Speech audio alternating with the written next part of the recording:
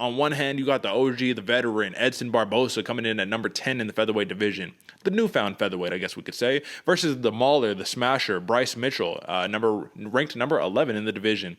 You have the striker versus grappler. This is kind of that classic matchup here, AJ. But the thing that we need to talk about is Bryce Mitchell is a minus 155 favorite over Barboza. And the reason why is because we saw Barboza not only get kind of picked apart on the feet against Giga Chikadze, but kind of get into a couple grappling exchanges and lose out on those too. But the big thing that we need to take away is a win that Edson Barboza had recently, AJ, against Makwan Amirkhani. Do you remember that fight? I do, man. Yeah. So in that fight, Amirkhani, right, not known as the greatest striker. He's known for his anacondas and his darces. He got, I think, 11 submission wins in his career. We knew he had to take down Edson Barboza. And Edson Barboza was able to stuff the majority of the fight until rounds 2 and 3 came. And then he get a little tired, and then those takedowns start working, right? Bryce Mitchell from the beginning of the fight. You start out on the feet, he's looking for the takedown. We know what the game plan is here. Do you think that Bryce Mitchell has any competitive value in this matchup on the feet against an Edson Barboza, who is one of the most decorated kickboxers we've seen in the sport of MMA? Does he have a chance? Yes, Derek does. Is that chance very good? Not necessarily, man. Edson Barboza is fucking amazing on the feet and getting better. I mean, sure, he's not as fast as he was at 155. I mean, he still might be as fast as he was at 155, but the competition is even faster at 145. And he's just lightning, man. Those kicks, the punches, everything he does, he can see it coming. He's getting better. He's one of those the veteran fighters who's drinking out of the fountain of youth right here and dropping down a weight class. So he's even more dialed in. The camp is going well. He's a hell of a striker. Does Bryce Mitchell have, that level of striking? Not necessarily, especially because, I mean, as proud as Bryce Mitchell is about his Arkansas roots and never going to leave home, it can work until it doesn't, because you don't have the same skill as, where's that in Barboza training out of AT&T? American Top Team, yep. American Top Team, man, that's a lot of different looks you can get out there. So something to be said about the training aspect, although, I mean, don't fix it if it ain't broke. Bryce Mitchell has been doing that since the beginning. So what do you think? Well, I think that on the feet, yeah, Bryce Mitchell has a chance to kind of not go toe-to-toe with him, but not just get immediately knocked out or anything like that. But he's changed his striking with his grappling together so well. That's what Barboza has to be careful of. Those leg kicks, those body kicks, right? I think Barboza could do some real damage with the leg kicks, but if he starts throwing those big body kicks, I know they're super quick, but all Bryson Mitchell needs to do is catch one of them, get him to the ground, and I think Barboza can get up. He has very strong hips for sprawls and for get-ups. But we see Bryce Mitchell. But the big key victory Bryce Mitchell just had in his last fight was against Andre Fili, where I'm like, if you can just keep that man down multiple times, like he kept getting up, he kept taking him right back down. Ruthless over 3 rounds. I mean, Edson Barboza, brother, like we saw him get controlled by a Makwan Amirkhani. And I'm not going to say that Amirkhani is not a great submission artist, because he absolutely is. But if we saw Amirkhani versus Mitchell, I think I like Mitchell in that matchup, to be honest with you. But the big key that we have here is look at what he did against Charles Rosa, Brazilian Jiu-Jitsu black belt, through and through. He mauled that man for 3 rounds, man, nonstop. You look at Matt Sales, he got the Twister win. You look at Tyler Diamond, he got a decision over him. I just think that even though Barboza's last 5 is more, it's a tougher strength of schedule, right? You got Paul Felder, Dan Ige, Amirkhani, Shane Burgos, Giga Chikadze, right? Those are mainly strikers, though. How is he going to fare against the wrestler, the grappler? Not really wrestler, jiu-jitsu practitioner, right? I don't know. We'll see. The one thing that I will say is that if Barboza can continuously stuff Mitchell's takedowns throughout the fight and demoralize him and then win the fight on the feet, it's a completely different story. But we've seen how ruthless Mitchell is. I want your honest opinion here, AJ, because when I was looking at this fight, I was like, man, how do you pick against Edson Barboza? Unless it's Bryce Mitchell. Bryce Mitchell is the new hot commodity, but are we making the mistake of saying the new shiny toy versus the OG veteran? Oh, let's pick the new shiny toy. Why? Because he's cool and he does submissions and all that. Or should we say, look at the UFC experience, man. 16-10 in the UFC for Edson Barboza, 22-10 overall in his career. And he's only been submitted twice in his entire career, brother. So am I being crazy here? Am I falling for the new shiny toy, Cyril Gahn style? Or what are we thinking? Oh, man, if you are, I am too, Derek, because I do think Bryce Mitchell has the skill set in order to get it done. And not only that, he is mentally, what's the word I'm looking for? Like stubborn. He's very stubborn out there, man. He's going to keep going for those takedowns. He's going to keep shooting his thing.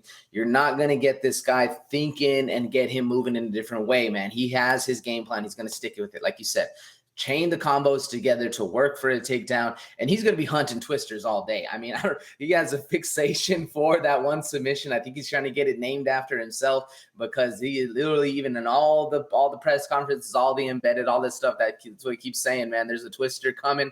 It's going to be a very entertaining fight.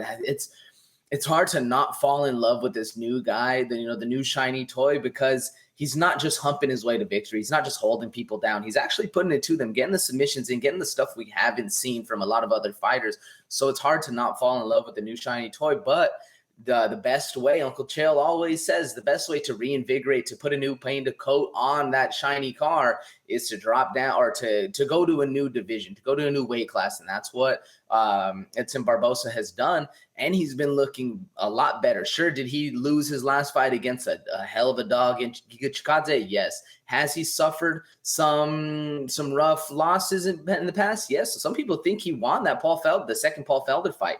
It's up for debate, because Edson Barboza is very, very talented, and we should give him a little bit more credit. But personally, me too, Derek, I'm falling in love with the new toy, man. Bryce Mitchell is here, and he's here to stay. I'm excited to see, because if Bryce Mitchell can get this win against a veteran like Edson Barboza, who's to say he's not fighting, top 5 after this, top 10. He's fighting top 10 right now, but top 5 up in that upper echelon category.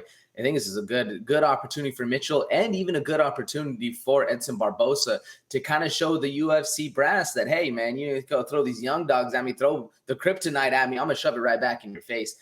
Very entertaining fight, but I'm rocking with Bryce Mitchell on this one, man. I'll let the cat out of the dog. I think Mitchell just has, or cat out of the bag, excuse me.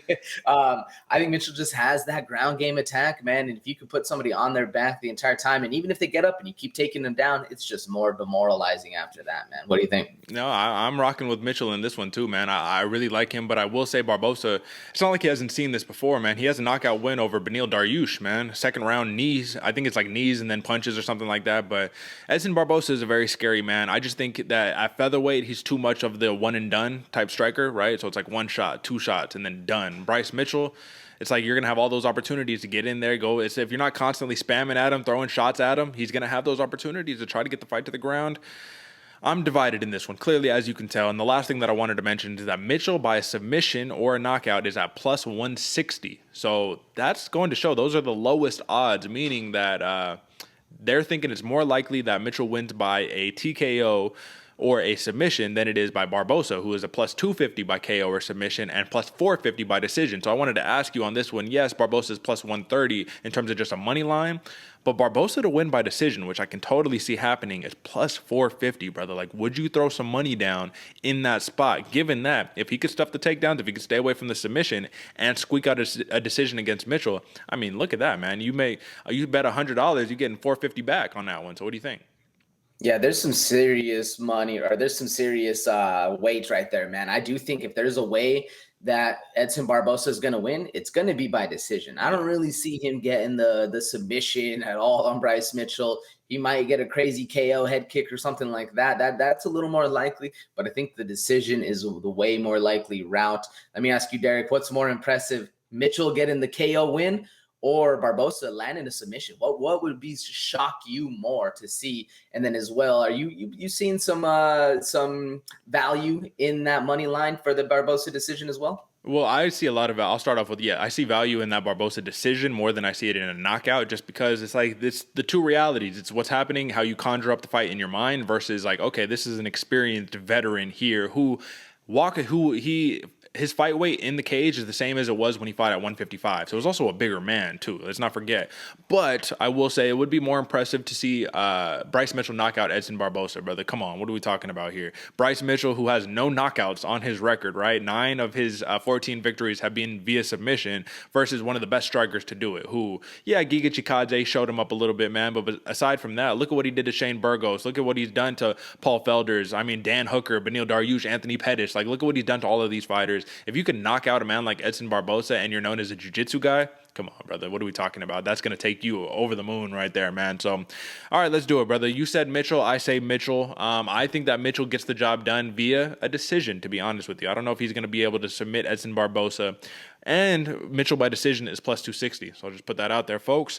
So you're going over because the over and under is 2.5 rounds. And I'm going over 2, man. So I think we made that one pretty easy.